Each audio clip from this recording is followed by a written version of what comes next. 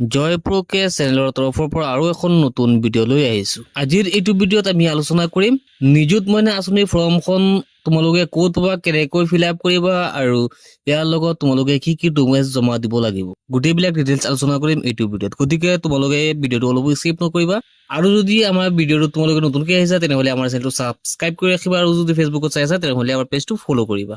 এয়া তোমালোকে চাব পাৰিছা ফৰ্মখন, গভৰ্ণমেণ্ট অফ আছাম মুখ্যমন্ত্ৰী Nijut Moina scheme, financial assistance to girls student HSBA/BCE/BCom and MA/MC সকলে এপ্লাই কৰিব পাৰিব।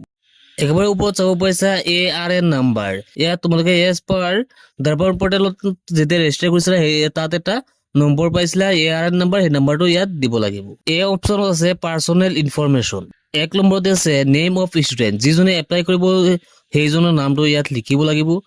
2 নম্বৰতে আছে মেৰিট ষ্টেটাছ, চিংগল হ'লে ৰাইট চিন কৰিবা চিংগল বাকচত আৰু মেৰিট হ'লে মেৰিট বাকচত ৰাইট চিন কৰিব লাগিব।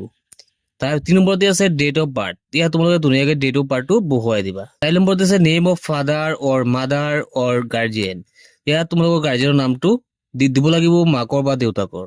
5 নম্বৰতে আছে ৰিলিজিয়ন, ধৰ্মটো কি হয় সেইটো উল্লেখ কৰিব লাগিব, লিখিব লাগিব। 6 নম্বৰতে আছে মোবাইল নাম্বাৰ, এই বাকচটোত মোবাইল নাম্বাৰকেইটা বহুৱাই দিবা। 7 নম্বৰতে আছে এড্ৰেছ, এড্ৰেছত আছে village or town and city, তোমালোকৰ যিটো হয় সেইটো লিখি দিবা, পিনক'ডটো দিবা, ব্লকটো দিবা, পুলিচ ষ্টেচনটো দিব লাগিব আৰু ডিষ্ট্ৰিক্টটো তোমালোকে দি দিবা। আধাৰ নাম্বাৰটো আছে তেনেহ'লে তোমালোকে আধাৰ নাম্বাৰটো ইয়াত দিব পাৰিবা। 9 নম্বৰতে আছে নেম অফ LAC, তোমালোকৰ যিটো লোকসভা সমষ্টি তাৰ নামটো ইয়াত লিখিব লাগিব। তাৰপিছত আহিছে বি এডুকেশ্যন ডিটেইলছ।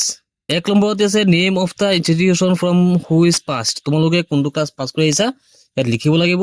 2 নম্বৰতে আছে লাষ্ট এক্সামিনেশ্যন পাষ্ট, তোমালোকে একেবাৰে শেষৰ কোনটো ক্লাছ পাছ কৰি আহিছা ইয়াত উল্লেখ কৰিব লাগিব, ইয়াৰটো কোনটো চনত আৰু ৰোল নাম্বাৰটো কি আছিলে, ৰোল নাম্বাৰ এইটো তোমালোকে ইয়াত লিখিব লাগিব। 3 নম্বৰতে আছে name of institution currently enrol in, তোমালোকে এতিয়া যিটো কলেজত এডমিশ্যন লৈছা সেইটো কলেজৰ নামটো ইয়াত লিখি দিবা।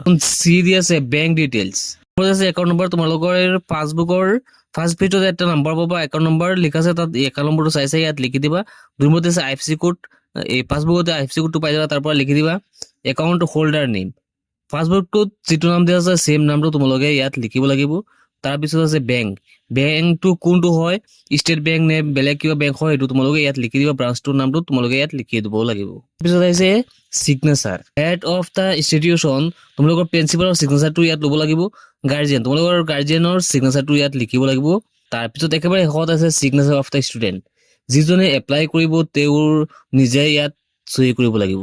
এতিয়া আশা কৰোঁ তোমালোকে এই ফৰ্মখন ধুনীয়াকৈ ফিল আপ কৰি জমা দিব পাৰিবা। এতিয়া প্ৰশ্নটো হ'ল তোমালোকে এই ফৰ্মখন ক'ত পাবা আৰু ক'ত জমা দিব লাগিব আৰু তাৰ লগত কি কি ডকুমেণ্টছ লাগিব। এই ফৰ্মখন তোমালোকে তোমালোকৰ যিখন কলেজত পঢ়ি আছা, স্কুলত পঢ়ি আছা সেইখন কলেজ বা স্কুলৰ পৰা তোমালোকে আনিব লাগিব। আৰু ফৰ্মখন জমা দিয়াৰ সময়ত তোমালোকে মাৰ্কশ্বিট লাগিব, আধাৰ কাৰ্ড লাগিব, পাছবুক লাগিব আৰু পাছপোৰ্ট চাইজৰ ফটো লাগিব। এই গোটেইখিনি ডকুমেণ্টছ একলগ কৰি তোমালোকে কলেজত জমা দিব লাগিব। আজিৰ ভিডিঅ'টো এইখিনি আছিলে, লগ হ'ব নেক্সট ভিডিঅ'ত।